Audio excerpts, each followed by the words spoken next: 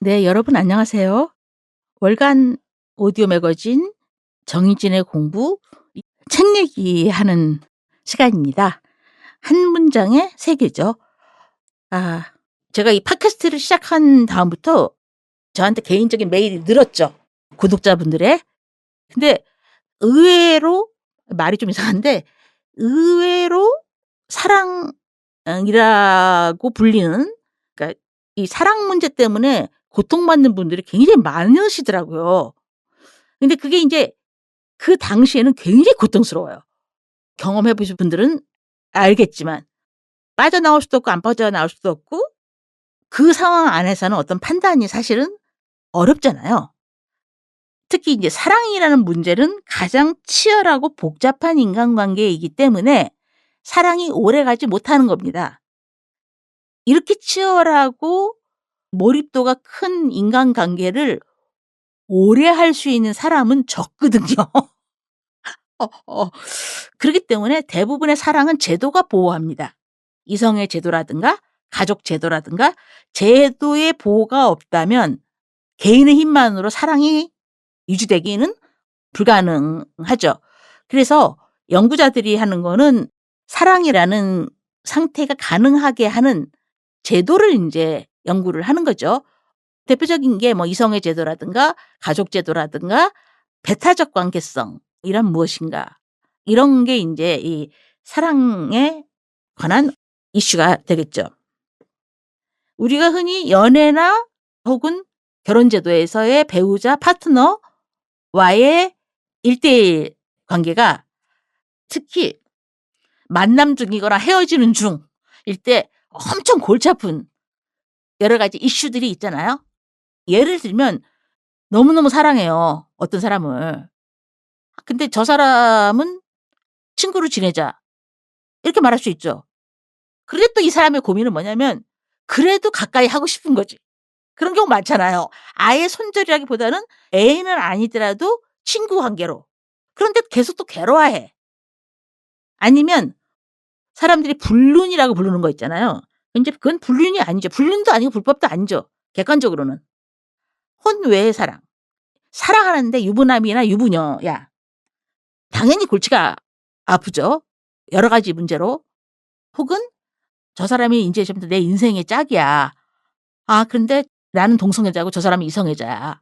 이런 문제라든가. 그다음에 그냥 정말 이성애자들의 선남선녀 평범한, 가장 많이 나오는 로맨스. 제가 맨날 농담으로 하는 게 왜 성소수자의 사랑은 큐어고 큐어 독립영화고 중산층 이성애자들의 사랑은 로맨스냐. 이게 말이 안 되잖아요 이미. 그 자체가 정치적인 것을 의미하죠. 근데 일반적인 젊은이들이 하는 연애 관계에서도 고민과 티격태격하는 면이 많죠.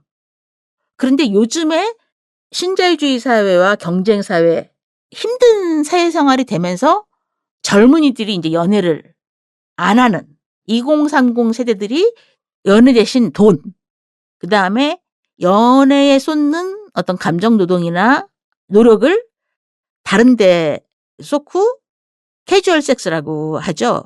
원나잇 스탠드. 근데 인제 원나잇 스탠드가 여성들한테는 또 약간 또 간단치 않은 문제죠. 제가 어젯밤에 그 상태 있잖아요. 피곤한데 잠이 안 와. 그때 아파트를 한 바퀴 돈다든가 이렇게 운동을 하면 좋은데 뭐 그렇게 제가 바람직하지 않으니까 최대한 새벽에 먹는 거를 참기 위해서 힐링 타임용 영화를 봤어요. 그냥 배우 그냥 얼굴 볼 수 있는 영화 있잖아요. 그러나 뭐 그렇게 서사가 나쁘지는 않은. 그런데 제가 그 영화를 보다 말았는데, 잠이 와서 보다 말았으면 좋겠는데 왜 보다 말았냐면 흔히 말하는 로맨스 코미디고 편하게 볼 수 있는 영화예요.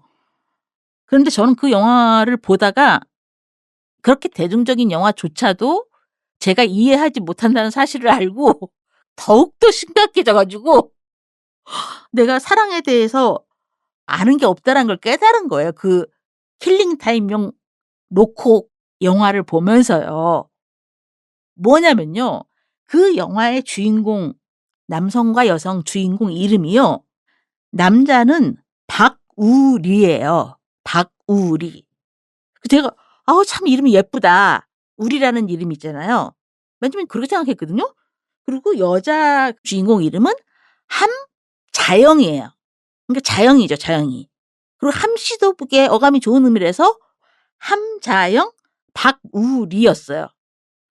이 두 사람의 극중 이름 자체가 이제 이 영화의 모든 것을 보여주는데 저는 이 두 사람 이름의 뜻이 한 30분쯤 지난 다음에 그들이 스스로 말을 함으로써 알았어요. 그때 제가 느꼈던 열등감이란 정말 그러니까 저는 박우리가 그냥 박우리인 줄 알았어요. 근데 이게 거기서 그 주인공들이 뭐라고 얘기하냐면 빠구리라는 거예요. 빠구리. 그 남성들이 성교 행위를 빠구리라고 이렇게 표현하는 경우가 있잖아요. 그래가지고 그때서야 제가 이 박우리라는 이름을 이 시나리오 작가가 왜 이렇게 졌는가를 그때 한 거 있죠. 그러니 저 같은 인간이 무슨 사랑을 원하겠습니까? 일단 내가 너무 경험이 부족한 거야. 그렇다고 뭐 경험을 누가 해줄 수도 없고 어쨌든 그다음에 자영이라는 이름도 되게 예쁘다고 생각하는데 이게 30분쯤 지난 다음에 이 함자영이 한 번 자요. 함자요. 뭐 이런 뜻이었다고 서로 통성명을 하는 거예요. 저는 모르고 보다가 그들이 스스로 자기를 설명할 때서야 알고 그때부터 저한테는 그 로코 코미디가 심각한 영화가 된 거죠. 일단 저의 이 이성애적 젠더 긴장 이것이 제로라는 것을 감안해 주시고 제가 뭐 맨날 하는 얘기지만 연애를 제대로 해본 적이 없습니다. 사실 오늘 이 사랑 얘기는 제가 비교적 아주 거칠지만 일종의 가이드를 해 드리려고 했는데 제가 가만히 생각해 보니까 아니 남녀들 간에 오고 가는 말도 못 알아듣는 주제에 무슨 가이드를 하고 있는지는 모르겠는데 조금만 더 들어주세요. 이론적인 얘기입니다. 이론적인 얘기. 그러니까 어떤 기본적인 틀거리에서 사랑에 대한 기본적인 프레임이 있고 그다음에 기본적인 어떤 인포메이션이 있으면 우리가 이 문제를 좀 사랑은 즐기고 고통은 줄고 그렇게 할 수 있잖아요. 그래서 이번 7월호에서는 제가 굉장히 인상적이었던 책 2권을 소개하려고 해요. 사랑이 뭐 여러분도 아시다시피 이 주제를 어떻게 한두 시간 안에 다루겠습니까? 사랑의 대상에 따라서 뭐 자연을 사랑하는 마음도 있고 종교도 있고 부모가 자식 간의 사랑서부터 무슨 막 많잖아요. 그냥 온 인류에 이제 사랑이 퍼지게 뭐 그렇지 않고요. 정말 우리들이 고민하는 이성애든 동성애든 1대1의 배타적 사랑이 있잖아요. 보통 우리가 흔히 이제 얘기하는 거기로 확 좁혀서 얘기를 드릴 거기 때문에 어떤 면에서는 정보만 얻어가시면 되지 않을까 그런 생각이 들어요. 이 사랑이란 개념이 정의할 수 없고 개념이 또 넓고 관계에 따라서 그게 사랑인지 책임인지 무슨 존중인지 필요로 하는 거지 원트인지 좋아하는 건지 유명한 말 있잖아요. 등산가는 산을 사랑하지만 고양이는 생선을 사랑하지는 않죠. 생선을 좋아하죠. 그러니까 사실은 사랑하고 존중하고 니드하고 원트하고 이건 사실 좀 다른 겁니다. 비슷한 면도 있죠 물론. 그런데 저는 여기서 우리가 흔히 말하는 연애라고 얘기하는 것에 한정해서 말씀드리겠다는 거예요. 일단 사랑은요. 사회가 꽤 중요한 주제죠. 아까 영화에서 두 사람이 만나는 데이트 웹이 이름이 오작교예요. 우리가 오작교라는 말을 하잖아요. 이제 남녀가 만나는 커플이 만나는 근데 이제 오작교가 아니라 거기다가 밑자를 붙여서 오작교미예요. 저는 며칠 그것도 못 알아들었어요. 오작 따로 있고 교미가 따로 있는 거죠. 그러니까 쉽게 말하면 일회용 섹스 파트너를 구하는 데이트 웹이었던 거예요. 그러니까 인제 이 사랑과 성교, 섹스가 분리할 수 없는 문제죠. 그래서 인구학서부터 의학서부터 생물학서부터 사회학서부터 뭐 법학서부터 다 포함되는 중요한 주제고, 우리 또 인생에서 굉장히 중요한 부분이기도 하죠. 첫 번째 원칙은 이거예요. 사랑은 제도입니다. 그 사회마다 제도가 인정하는 사랑이 있고 제도가 인정하지 않는 사랑이 있죠. 제도가 보호하는 사랑이 있고 제도가 배척하는 사랑이 있습니다. 그리고 이것이 불문율이 있고 또 성문율이 있어요. 여러분 아시다시피 동성애 자체는 불법은 아니죠. 동성애 자체는 불법이 아니지만 주류적 사랑은 아니죠. 제도 밖의 사랑이죠. 그러니까 우리가 제도 안의 사랑이라고 할 때는 이성애자들의 핵가족, 이성애자들의 부부 중심의 배타적인 축첩이라든가 뭐 다른 어떤 파트너가 양쪽에 있는 게 아니라 배타적인 관계, 그래서 가족을 이루고 혼인신고를 하는 이런 관계를 보통 소위 정상가족이라고 하고, 다시 말하면 우리 사회가 법적으로나 혹은 문화적으로 쉽게 수용하는 사랑이 있고 그렇지 않은 사랑이 아주 명백하다는 겁니다. 예를 들면 남성하고 여성하고 남성이 나이 차가 많을 때는 쉽게 받아들이죠. 불법 여부를 떠나서. 그런데 여성이 나이가 많을 경우에는 해외 토픽 뭐 이런 데 나죠. 아주 많을 때는. 그런 식의 얘기가 너무나 많죠. 누구나 다 사랑을 하는 건 아닙니다. 저처럼 페미니스트로 보이는 사람, 외모가 매력적이지 않은 사람, 노숙인, 감옥에 있는 분들, 아니면 나이가 많으신 분들, 이런 분들은 사실 사랑할 기회가 그렇게 많지 않아요. 사실 이런 사람들은 실제적으로는 연애의 시민권이 없는 거죠. 여러분 뭐 금방 이해하시죠? 그래서 동성 커플이나 혹은 파트너가 트랜스젠더거나, 지금 현재 우리 사회에서는 이들의 결혼을 허용하지 않죠, 법적으로. 아니면 여성은 싱글인데 남성은 유부남인 경우, 혹은 그 반대의 경우. 그러니까 이런 관계에는 그 사랑이 뭐 순수하든 순수하지 않든 사람들이 편견을 보거나 색안경을 쓰거나 어쩔 때는 막 인신공격을 하거나 그렇죠. 아무나 사랑을 하는 것이 아닙니다.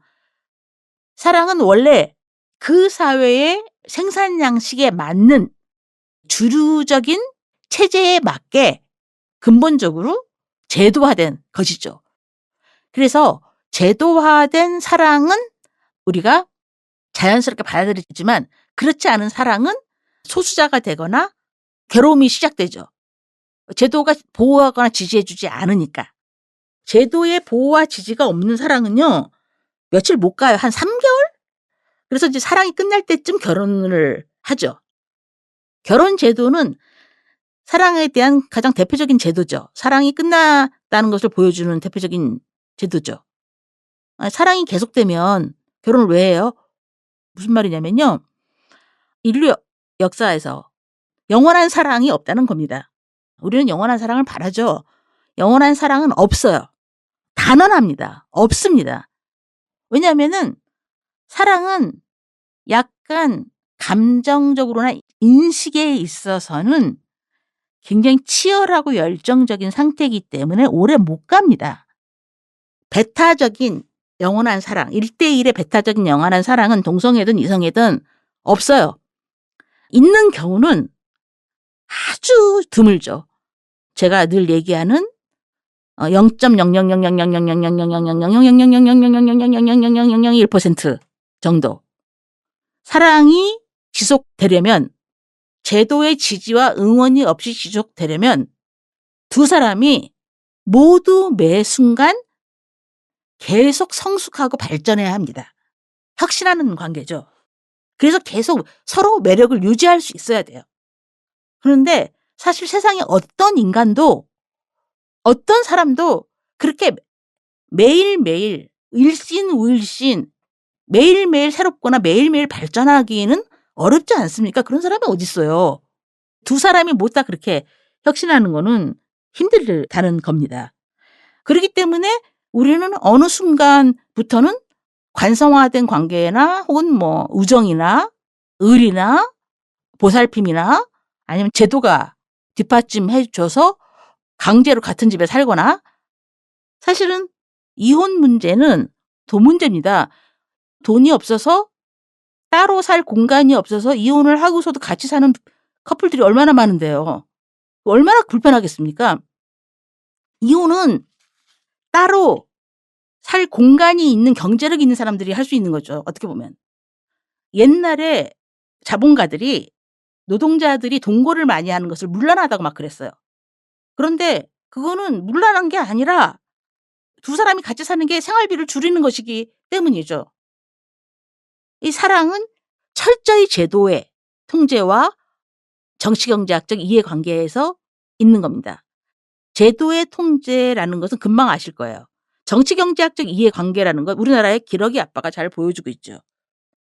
한국 가족은 친밀성이 없어요. 출세를 위한 기능주의적 가족이죠. 그래서 남성들이 기러기 아빠가 많은 아주 특이한 사회입니다. 그래서요. 농업이 주 생산 단위일 때의 가족제도는 보통 대가족제도죠. 그래서 그 가족을 하우스홀드라고 합니다. 가구죠. 그런데 농촌이 아니라 공장 생산이나 개인 노동자가 일할 때는 그렇게 많은 대가족이 시스템이 사실은 필요가 없죠. 그러니까 지금 우리가 생각하는 이성의 핵가족 제도, 남성과 여성의 배타적 관계, 우리가 보통 결혼을 끝까지 유지하는 것, 가정폭력이 있든 외도가 있든 뭐 빚이 있든 뭐 성격이 차이가 있든 섹스를 있든 결혼 제도를 유지하고 그 밑에 자녀를 두는 것이 이제 여성의 성역할을 모성이나 가정주부로 규정하고 정확히 말하면 성역할이 아니라 성역할 이데올로기죠. 그러려면 가족 이데올로기가 전제돼야 된다는 것입니다. 그러니까 생계부양자 남성, 가사노동자 여성이라는 성역할 이데올로기가 근대 가족의 출발이고 이 근대 가족이 자본주의의 가장 토대가 처음에 됐던 것이죠. 그래서 사실은 이 사랑은 사회학이나 여성학에서 아마 제일 많이 가르칠 겁니다. 대표적인 고전들이 있죠. 이런 제가 지금 말씀드린 얘기를 쓴 대표적인 고전들이 있습니다. 제클린 살스비라는 영국의 사회학자가 낭만적 사랑과 사회라는 이 책에서 이거를 처음 얘기했죠. 그래서 가장 많이 인용되는 책입니다. 낭만적 사랑과 사회. 소설가 정희연 씨가 이 소설의 제목을 이 책에서 이제 갖고 온 거죠. 이 낭만적 사랑과 사회는 아시는 분은 아시겠지만 인문학 도서의 아주 고전입니다. 그러니까 남성과 여성 간의 낭만적이라는 어떤 그 감정. 옛날에 왜 어른들이 얼굴도 안 보고 결혼했다. 뭐 이런 얘기 하잖아요. 근데 지금은 우리가 이 로맨틱한 어떤 것이 굉장히 중요해졌잖아요. 그래가지고 무슨 뭐 꽃다발을 어떻게 하고 100일 기념 무슨 뭐 먼 기념서부터 여러 가지 연애에 대한 문화적 각본들이 이제 많이 생겨나게 됐죠. 그러니까 이 낭만이란 개념이 고안됐다는 것이죠. 근데 이제 이 이성애가 평등하지 당연히 않죠. 이성애가 평등하다면 남성과 여성이 평등하다면 가부장제가 왜 있겠습니까? 그러니까 케이트 밀레트가 쓴 성애 정치학이나 성애 변증법이나 이런 책들이 이 결혼과 정치 경제, 섹슈얼리티와 정치 경제를 다룬 다 유명한 고전들이죠.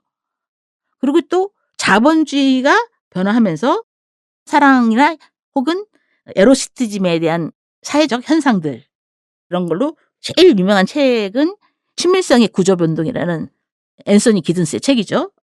우리나라에서는 현대사회의 성, 사랑, 에로시티즘 이렇게 번역이 됐는데 친밀성의 구조 변동. 이게 이제 정확한 번역이고 번역도 변경 선생님이 아주 잘하셨습니다. 많이 읽히는 책이죠. 그다음에 사랑이 종교화된 상태. 이 문제를 다룬 또 유명한 책이 있죠. 독일의 그 유명한 사회학자 울리백하고 그의 파트너 부인이었던 엘자베스 백 게른하임이 두 사람이 같이 썼어요, 이 책을. 두 사람이 부부였고 이 책을 같이 썼는데 이 책을 쓴 다음에 이혼했습니다. 뭐 원래 이혼을 하려고 했는지는 모르겠지만 그 유명한 책 있죠. 사랑은 지독한 그러나 너무나 정상적인 혼란이라는 책이죠. 지금 제가 5권 정도를 이제 소개시켜 드렸는데 이게 아마 사랑에 대한 기초 교양서입니다. 그래서 여러분들이 지금 막 열렬한 사랑을 하고 있는데 이 책을 보면 객관화가 되죠. 내가 뭐 혼자 개인적으로 막 열렬한 사랑을 하는 게 아니라 어떤 사회적인 제도의 맥락 속에 있구나. 그리고 어떤 제도와 부딪힐 때 내가 이런 고민을 하는구나. 그런 거를 알게 되죠. 그러니까 사실은 사랑만큼 공부가 또 필요한 행동이 없죠. 인생을 살아가면서 첫사랑이라고 불리는 서사서부터 애인, 배우자, 결혼관계 이것이 사실은 개인의 자유로운 선택이나 감정이 아니라 사회 구조적 맥락에서 완전히 프레이밍화된 상황 하에서 선택을 한다는 것이죠.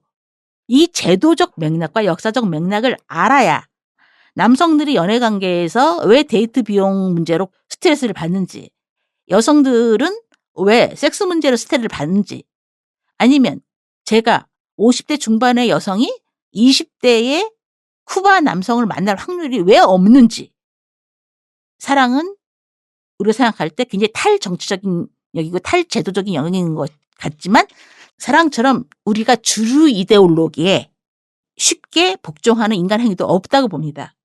쉽게 얘기하면 대부분 남성들은 뭐 아무리 진보고 어쩌고저쩌고 해도 다 예쁜 여자 좋아하고 뭐 여성들은 또 뭐 다 사랑은 그렇게 이게 파격적으로 어떤 실천이 나오지 않아요. 가장 어떤 면에서 보수적인 영역입니다. 사랑의 그렇게 급진적인 실천은 별로 없죠. 사랑은 우리 의식 속에 이러이러해야 한다는 의식을 무의식적으로나 의식적으로 사실 갖고 있죠. 저한테 가장 상담이 많이 들어온 얘기를 말씀을 드리자면 이거예요. 사랑하는데 사랑하지 않지는 않아. 근데 헤어질 수도 없고 안 헤어질 수도 없어. 요지는 다 거의 그거더라고요. 사랑하는데 헤어질 수도 없고 안 헤어질 수도 없어. 그런데 그런 고민으로 인생을 너무 낭비하는 것 같아. 그래서 헤어졌다 안 헤어졌다 헤어졌다 안 헤어졌다. 이런 식의 관계에서 고민하시는 여성분들이 많더라고요. 근데 이 관계가 오래되면 평생 한 10년 정도를 연애 때문에만 고민을 하게 되는 거예요. 근데 또 그건 아닌 것 같아. 아니면 연인 관계나 혹은 결혼 관계에 있는데 행복하거나 만족스럽지 않아요. 그게 아주 확실하게 경제가 파탄나거나 아주 확실하게 상대방이 뭐 다른 여자를 완전히 사랑하거나 이러면 되는데 이도 저도 아니고 사랑도 아니고 뭐 대안도 없고 그러나 행복하지 않고 뭔가 상대방이 경제력이나 다른 부분에서 부담스러운 그래서 내가 나의 결혼 생활이 뭔가 어디에 발목 잡힌 듯한 느낌 그리고 상대방이 그로 인해서 괜한 열등감을 가지고 긴장도가 높아지는 상태. 많은 경우가 이렇습니다. 많은 경우가. 이럴 때 저한테 편지를 이제 하시는 거죠. 저 어떻게 해야 하죠? 이런 고민도 지긋지긋합니다. 그렇지만 또 한편으로는 그렇다고 가정을 깨기도 또 그렇다고 해서 자기는 섹스 없이 못하는데 이 사람은 섹스를 잘하거든요. 이렇게 얘기하죠. 나는 좀 더 행복해지고 싶은데 남편이 직업이 없어. 아니면 부인은 계속 우울해. 뭐 이도저도 아닌 과정. 그다음에 상대나 혹은 우리 둘 다 결혼 상태야. 계속 고민 중이야. 그리고 이게 다른 사람한테 상처가 될까 봐 너무너무 두려워. 이런 상태에서 어떻게 할까요? 그러면 저는요. 비슷한 말을 합니다. 이건 제가 만든 이론인데 제가 만든 이론이기 때문에 너무 믿지는 마세요. 근데 많은 사람들이 공감을 했어요. 저는 그냥 대차 대조표를 쓰라고 해요. 뭐냐면요. 사랑은 정치경제학이고 수학적인 관계이기 때문에 수학으로 접근을 하세요. 이럴 때는. 그러니까 뭐냐면 저는 인간관계에서 4가지 중에 1가지만 교환이 되면 킵고잉 하는 겁니다. 4가지 중에 1가지만 충족을 시켜주면 다른 거는 참아야 되는 거죠. 제가 저번에 그 얘기를 어디서 주워 듣고 너무 공감을 했는데 1가지 좋은 일을 하려면 10가지 싫은 일을 해야 된다잖아요. 그것이 인생인 걸 어떻게 해요. 그건 저는 부자들이나 자원이 많은 사람들도 마찬가지라고 생각합니다. 인생에서 좋아하는 것만 할 수 있는 사람은 별로 없어요. 어떻게 보면 사회적 지위가 높거나 자원이 많을수록 싫은 일을 더 많이 해야 될 수도 있겠죠. 그러니까 다 갖기보다는 4가지 중에 1가지를 상대방이 주느냐. 하나는 뭐냐면 섹스죠. 섹스인데 이제 뭐 이건 당연히 섹스만이 아니라 친밀감을 의미하죠. 외로울 때 전화라도 마음대로 할 수 있는 사람. 섹스, 친밀감을 포함하는 겁니다. 그냥 뭐 섹스만 하는 관계는 없죠. 그다음에 어떤 식의 돌봄과 케어, 돌봄과 보살핌이 교환되는 관계. 그다음에 돈이 교환되는 관계. 돈을 저 사람이 나한테 준다. 그다음에 지식을 준다. 배움을 준다. 이 넷 중에서 1가지라도 확실히 준다. 그러면 그 관계는 저는 유지할 필요가 있다고 생각해요. 그런데 실제로 의외로 이 4가지 중에서 1가지도 안 주는 애들이 아니에요. 죄송합니다. 1가지도 못 주는 사람들이 되게 많아요. 이 4가지 중에서 단 하나라도 충족을 시켜주는 사람이 의외로 인간관계에서 드뭅니다. 안 뺏어가면 다행이지. 상대방이. 그런데 만일에 이 문제로 고민을 하신다면 예를 들면 지도교수가 그지 깽깽이야. 그렇지만 지도교수가 줄 수 있는 것은 지식이 아니더라도 제도권적인 관계이기 때문에 어쨌든 지도교수를 통해서 학위를 따야 되잖아요. 그러면 참아야죠. 통과해야죠. 일종의 그런 거죠.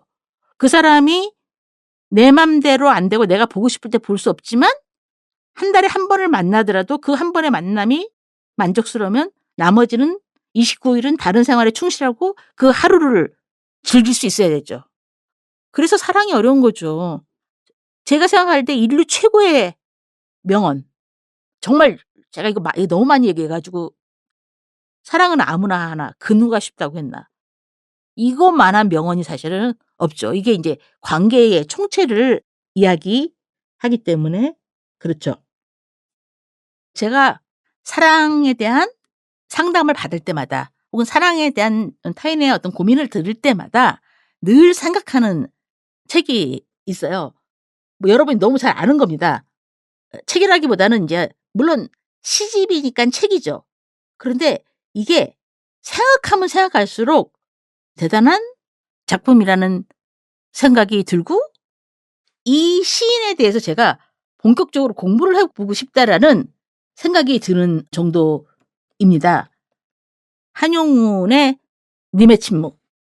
여러분 다 이제 아시죠? 님의 침묵. 그 다음에 이 한용운의 이 시집이 있죠. 이 시집이 읽어보니까 어떤 식의 철학적 기반이 있어요.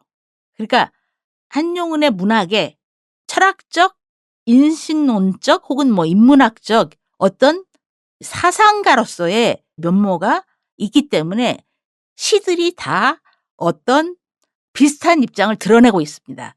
물론 내용은 표현은 다 달리 아름답지만 관심사는 한 가지라는 거죠. 대표적으로 이제 님의 침묵하고 나룻배와 행인 그 시하고요. 알 수 없어요. 이 3가지 시인데요.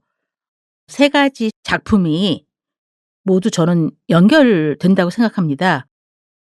이 한용운의 시 세계에서 말하고자 하는 사랑의 의미, 사랑의 의미와 제가 말하고 싶은 사랑의 의미가 비슷한 거예요. 그러니까 제가 생각하는 사랑의 의미는 상대방의 매력이나 장점하고는 전혀 상관없는 자기 행위거든요.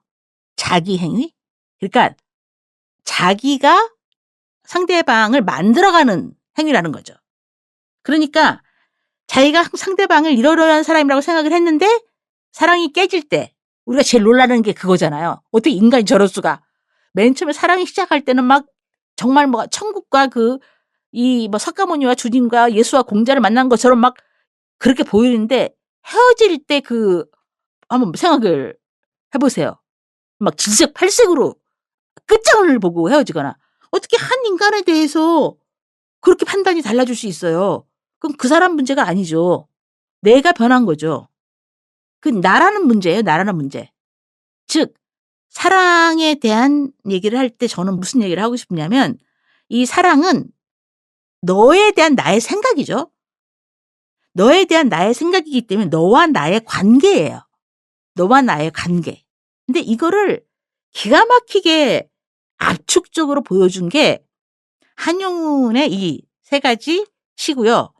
또 하나는 제가 최근에 읽었던 소설들 중에서 가장 좋았던 소설이 있었어요.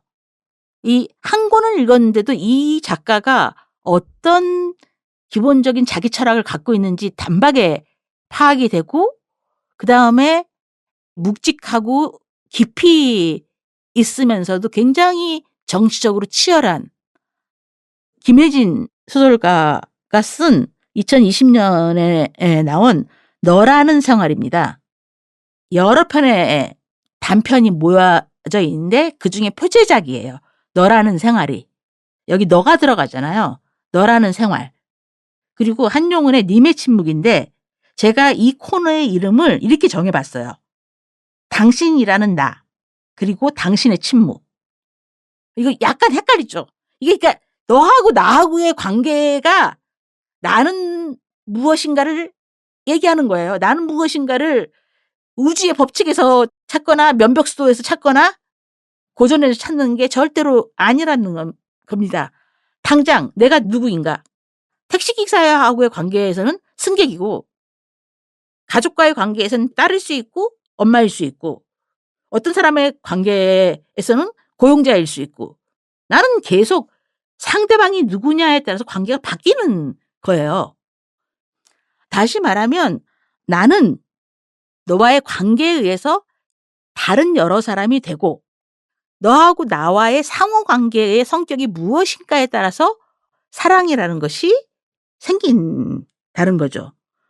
저는 너라는 생활이라는 이 제목이 굉장히 지적이고 세련됐다고 생각을 했어요. 이 소설 제목.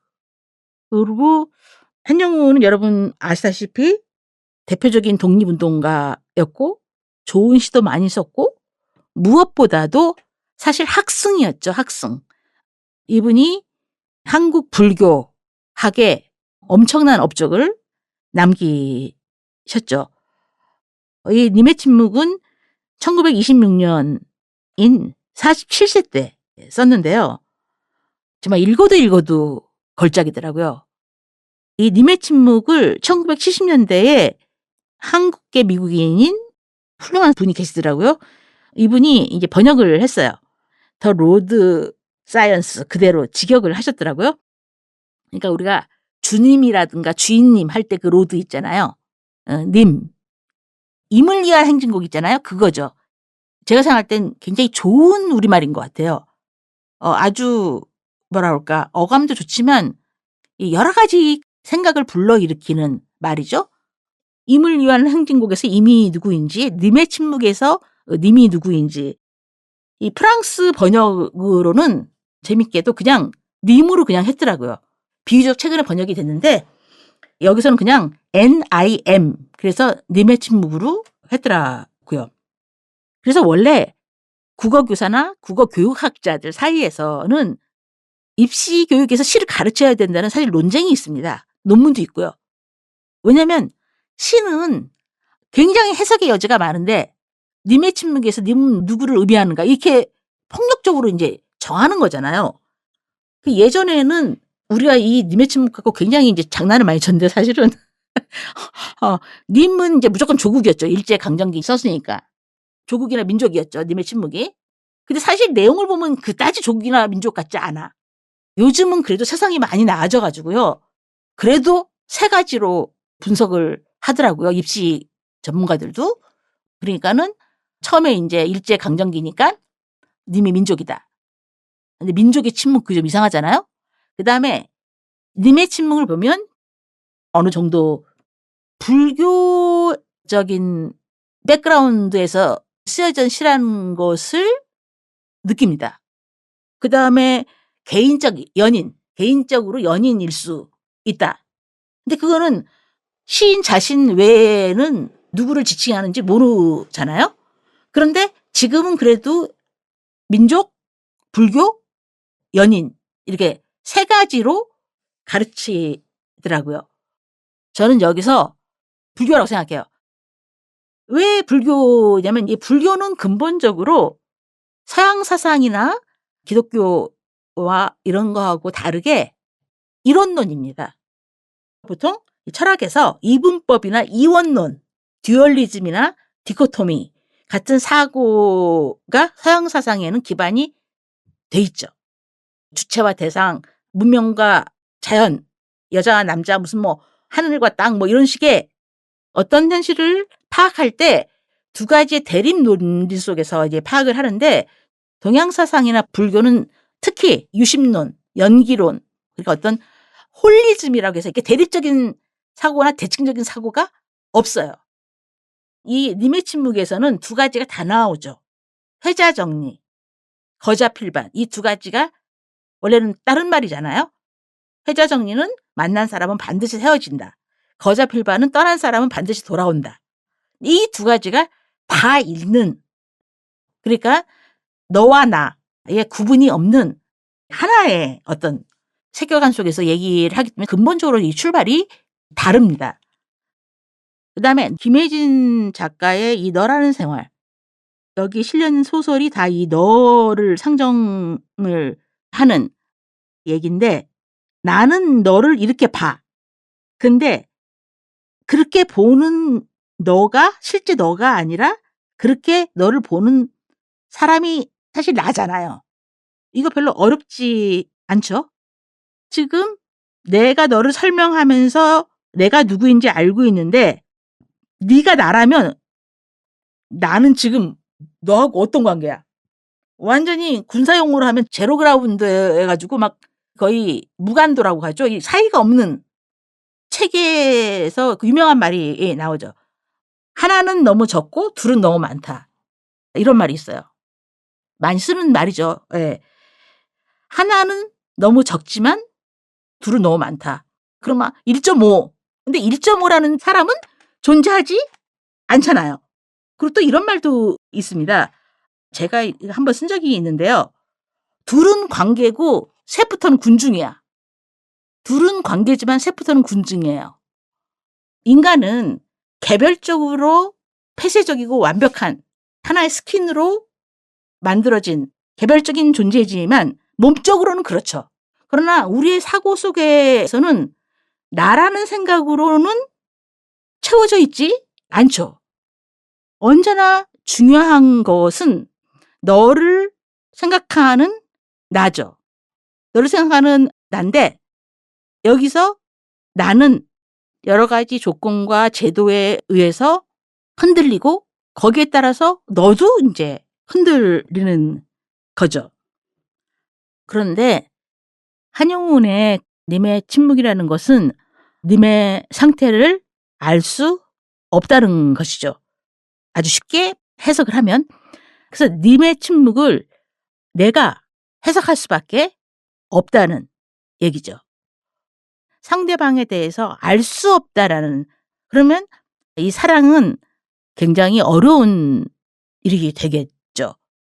우리가 보통 사랑의 가장 기본적인 것은 상대방을 알고 싶은 욕구잖아요. 알고 싶은 욕구. 근데 상대방을 알 수 없는 상태 그리고 상대방의 많은 정보를 제공하지 않아요. 그랬을 때는 내가 상대방을 어떤 방식으로 사랑을 해야 되는가에 대해서 깊이 있게 작품을 쓴 거죠. 이 알 수 없어요는 말 그대로 정말 알 수 없어요입니다. 이 시도 굉장히 좋은데 이 일단 시기 때문에 리듬이 있죠. 누구의 발자취입니까? 누구의 얼굴입니까? 누구의 입김입니까? 누구의 노래입니까? 누구의 시입니까? 누구의 밤을 지키는 약한 등불입니다. 알 수 없어요.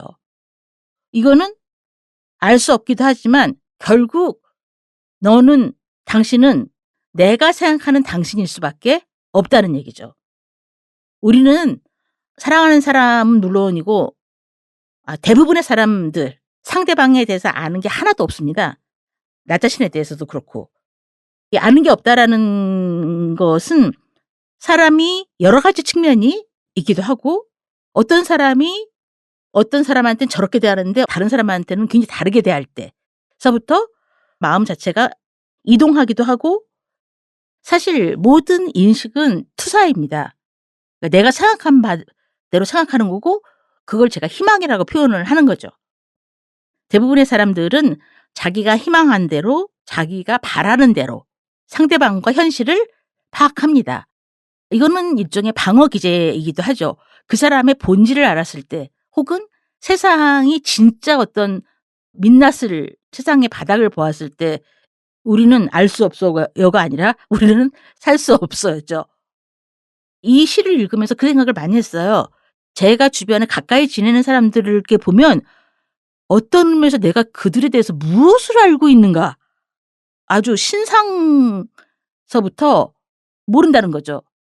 근데 그게 제가 피상적이어서 그런 게 아니라 인간의 존재 자체가 알 수 없게 설계되어 있다는 겁니다. 그 말은 다시 말하면 타인의 본질이나 규정할 수 있는 어떤 것은 없으며 직업으로 그 사람을 규정하겠어요? 성격으로 규정하겠어요? 타인이나 사물에 대한 것은 결국 내가 부여하는 것입니다. 내가 부여하는 의미죠. 그 이제 극단적인 잘못된 형태가 정치 팬덤이죠. 어떤 사람을 무작정적으로 열렬히 사랑하는 사람들의 심리가 그게 집단적으로는 정치 팬덤이고 개인적으로는 스토킹이에요. 제가 스토킹 피해자가 2번인가 된 적이 있었는데 그때 정말 그걸 알았어요. 그들이 생각하는 나는 정말 제가 아니에요. 그리고 저는 한 번도 그들한테 그런 말이나 행동을 보인 적이 없어요. 아무리 얘기해도 소용이 없어요. 즉 세상을 어느 정도 적당하게 내가 규정하는 것은 사랑의 영역이죠. 또 그것이 내가 타인과 외부를 어떻게 생각하는가를 계속적으로 생각하는 것. 그거는 사랑도 되고 공부도 됩니다. 그런데 무작정 있잖아요.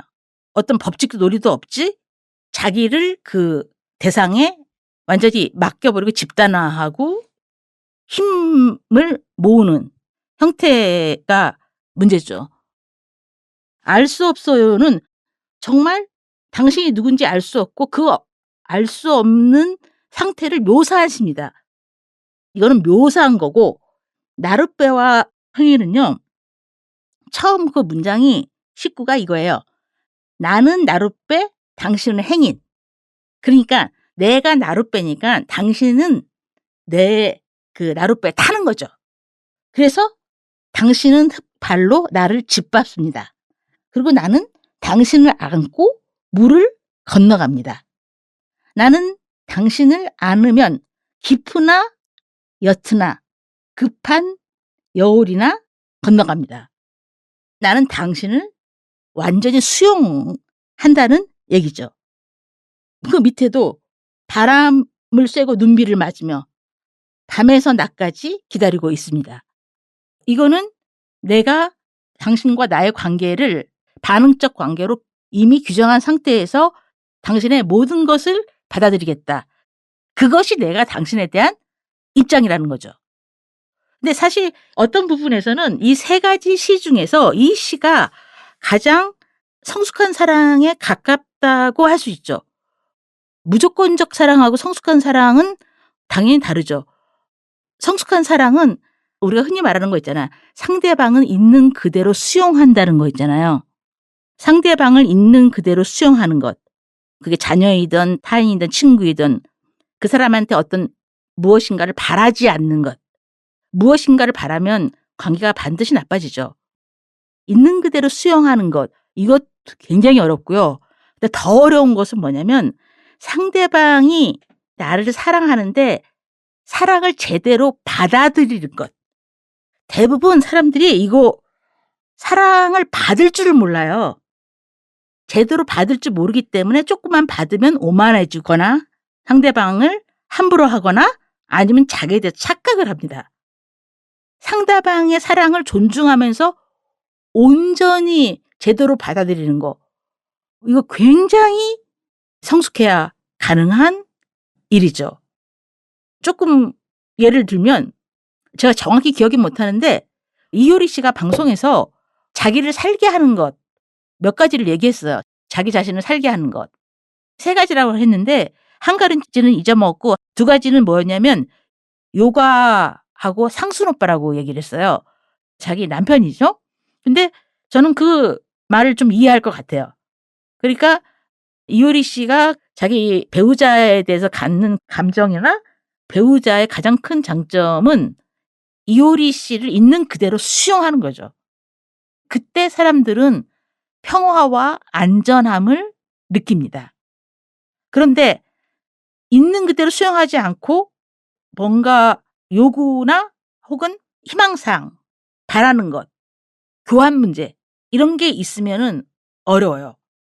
있는 그대로 받아들이지 못하면 도중에 헤어집니다. 관계가 지속되기가 당연히 어렵죠. 뭐 어떨 때는 못 견디는 거죠. 사실 저는 어떤 사람하고 27년 동안 관계가 저는 유지되고 있다고 생각하는데 저도 힘들었어요. 여러 가지로 아주 힘들었어요. 그분도 이제 특이하신 분이고 그런데 그분의 장단점이 있는데 저는 장단점을 있는 그대로 받아들이는 것 같아요. 그래서 사람들은 제가 그분을 사랑한다고들 얘기하더라고요. 물론 무슨 스킨십이나 어떤 관계가 없는데 그런 건 전혀 없지만 그 사람이 그냥 원래 저런 사람이다. 그 자체를 인정하는 거죠. 그러니까 나룻배와 행인에서는 나는 나룻배, 당신은 행인. 그럼 끝난 거 아닙니까? 나룻배가 행인을 태우고 언제 어디서나 가는 것. 사랑이죠. 그러니까 이 한용운의 3가지 시는 완벽한 완성된 혹은 정확한 사랑의 전제와 행위 이 모든 것을 굉장히 잘 표현하고 있죠. 그런데 저는 이게 이 사람이 불교를 한 사람이기 때문에 이런 시가 나왔다고 사실 생각합니다. 그러니까 이 한용운이 외부와 혹은 타인과의 맺는 관계는 이 작품에서 나타난 관계는 침묵을 기다리고 혹은 그 침묵을 자기가 해석하고 그다음에 정말 알 수 없지만 그 알 수 없음도 아름다운 거죠. 사실은 모든 관계는 알 수 없는 관계에서 시작하는 거 아닙니까? 알 수 없는 관계에서 시작하기 때문에 사람들이 놀랄 때가 있죠. 왜냐면 안다고 생각했는데 딴 얘기를 하면 "선생님 그런 생각을 하고 있었어요?" 뭐 서운하네요. 아니면 뭐 충격을 받거나 막 이러죠. 우리는 끝까지 알 수 없습니다. 50년을 해로한 부부도 인생의 기본적인 상황을 모르는 경우도 굉장히 많습니다. 그리고 나룻배와 행위는 완전한 수용. 이 관계가 사실 제일 좋죠. 내가 어떤 행동을 그 사람한테 해도 판단당하지 않고 내쳐지지 않는다. 거기서부터 바람직한 의미의 자유와 그다음에 자기 성장이 가능해지거든요. 내가 어떤 행동을 해도 저 사람은 나를 받아들인다. 이건 장단점의 문제가 아니다. 그냥 편히 하는 말로 진정한 사랑에 가장 가까운 거는 그 받아들임이죠. 이 김혜진 작가는 지금 40대인데 한정훈하고 비슷해요. 제가 볼 때는 작품 성향이. 그래서 작품이 거의 관계와 너에 대한 얘기예요. 타인에 대한 얘기, 상대방에 대한 얘기, 혹은 대상에 대한 거예요. 그리고 그 대상에 대한 나의 생각, 그리고 대상과 나와의 관계. 소설을 보면 거리를 두기도 하고 밀착되어 있기도 하고 뭐 사랑하는 관계이기도 해요. 그러나 굉장히 또 날카롭고 냉철한 시선이 있습니다. 이게 다른 분들하고 다른 거예요. 그러니까 김혜진은 중심이 아니라 바깥으로 떠밀린 존재들을 다루지만 그렇다고 해서 기존의 필자들처럼 배제된 존재들의 세계를 발굴하는 게 아니에요. 보통은 그걸 막 드러내려고 하잖아요. 가시화. 그리고 자기들이 막 묘사를 해요. 그런데 이 사람은 묘사하지도 않아요. 이들을 상세하게 설명하지 않습니다. 이 김혜진 작가는 너를 굉장히 불편하게 표현한다? 라는 표현이 적합할지 모르겠는데 이 사람이 다루고 있는 사회적 약자들이 현실이 굉장히 복잡하잖아요. 이 사회적 약자들이 왜 국민의힘을 지지하고 그게 복잡한 문제죠. 간단한 문제가 아니죠. 현실의 복잡한 면모들을 굉장히 밀착해 있어서 아까 제가 무간도라는 표현을 썼는데 밀착해 있어요. 그래서 현실에 다가갑니다. 김혜진의 소설은 사회적 약자들이 넘치지만 그들을 문학적으로 주목하지 않는다는 게 굉장히 독특합니다. 문학적으로 주목해 가지고 자기 마음대로 여기 세우거나 저기 세우거나 경계를 만들지 않아요. 그런 대신에 사회적 약자의 개별적 얼굴을 주목합니다. 그들은 사회적 약자라는 구조 속에서 범주로 묶였을 뿐이지 다 개인이잖아요. 그러니까 그 개인이 갖고 있는 또 고유한 면을 동시에 굉장히 드러내죠. 그래서 제일 좋은 거는 사회적 약자에 대한 쉬운 공감을 허락하지 않는다라는 거예요. 사회적 약자에 대한 쉬운 공감을 허락하지 않는 것이 가장 저는 중요한 포인트라고 생각합니다. 여기에 너라는 생활의 이 소설집에 레즈비언 커플이 나와요. 근데 이 레즈비언 커플이 혹은 사회적인 약자들이 한편으로는 장애인을 돌보고 길고양이를 데려다 키우고 너무나 우리가 생각하는 선행을 합니다. 그러나 동시에 부동산 투기도 하고 굉장히 영악하게 살기도 해요. 그러면서 그런 너라는 생활을 보는 나는 너하고 계속 같이 살 수 있을까? 그래서 여기 이 책에 그래서 주거 문제가 많이 나옵니다. 같이 살 수 있을까? 왜냐하면 가난한 문제, 그다음에 재개발 부동산 이러기 때문에 우리가 어떤 한 공간에서 같이 산다는 그 너라는 생활을 우리가 직접 지켜보면 밖에서 그냥 피상적으로 데이트할 때하고는 굉장히 다르죠. 아마 그 경험을 해보신 분 있을 겁니다. 이 김혜진 작가의 작품은 한마디로 일단 너라는 사회적 약자들의 모순과 불편함을 아주 정면으로 드러내서 이 내용 자체가 신선하게 느껴져요. 저는 이런 방식이 더 사회적 약자와 그렇지 않은 사람들의 차별을 없애는 방식이라고 생각하거든요. 그리고 그것을 너라는 생활, 이 참 말이 네가 하는 생활이 아니에요. 너라는 생활이야. 소설집 전반의 이야기가 너라는 사람이 하는 생활이 아니고요. 너라는 생활, 너 자체예요. 그런 모순된 혹은 어떻게 보면 좀 불편하고 다른 사람하고 전혀 다를 바 없는 그거를 살펴보는 자기 자신의 이야기죠. 그렇기 때문에 한국 문화에서 사랑의 문제를, 관계의 문제를 지금 제가 여기서 사랑을 뭐 로맨스로 얘기하는 게 아니잖아요. 비교적 친밀한 인간관계라고 할 수 있는 이 사랑의 문제를 우리가 세상을 얼마나 아는가. 그리고 나는 세상을 어떤 방식으로 알고 상대방을 사랑한다고 했을 때 사랑이라는 말로 은폐되어 있는 사랑할 때 사람들의 모습 그걸 폭로하고 있는 것 같아요. 제가 읽기에는. 왜냐면요. 사람들이 왜 사랑을 하고 싶어 합니까? 왜 연애를 하고 싶어 해요? 연애 중인 사람 중에서 나쁜 사람은 별로 없습니다. 여성에 대한 폭력을 저지르거나 뭐 이런 거는 뭐 논외로 하고 연애를 할 때 모든 사람은 해피해 보이고 행복해 보여요. 그런데 그게 다 사실은 착각이라는 거죠. 그렇기 때문에 인생을 풍요롭게 하는 방식으로서의 사랑은 너를 객관적으로 보는 나에 대한 탐구죠. 그래서 제가 알 수 없다는 의미에서 당신의 침묵이고 그다음에 당신을 통해서 보는 나. 사랑하지만 당신을 정확하게 보려는 나라는 의미에서 당신이라는 나라고 이 코너 이름을 한번 정해 봤어요.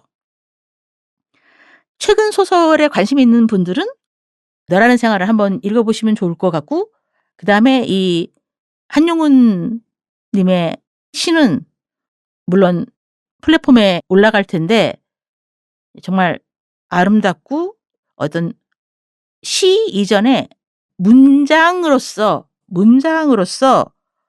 완벽한 질서를 이루고 있는 것 같아요. 시인이 괜히 시인이 아니더군요. 읽으면 읽을수록 좋았어요. 그러나 제가 중고등학교 때 우리가 입시 교육으로서 이 한용운의 시를 읽었을 때는 제 기억에는 님의 침묵의 그 글자 4개만 봤지 그 중간에 있는 글자들이 하나도 안 보였던 것 같아요. 그런데 님의 침묵이라는 그 4가지 음절을 떼놓고 그 내용을 보면 완전히 읽기가 사실 달라지죠. 예. 사랑이 기본적으로 상대방에 대한 내 생각이라는 점과 아까 최고의 사랑은 수용하는 거라고 했잖아요. 내가 어떤 사람한테 완전히 수용되고 그 사람 앞에서 내가 모든 자유를 펼칠 수 있다고 생각할 때는 갈증이 없습니다. 사랑으로 인한 갈증은 우리를 고갈시키죠. 갈증적인 관계라면 청산하시기를 저는 권합니다. 대신에 다른 사람을 만나거나 아니면 책을 읽거나 여행을 하면 돼요. 나한테 고통과 갈증을 주는 관계는 당연히 바람직하지 않고 나쁘게 끝납니다. 오늘은 여기까지 하겠습니다.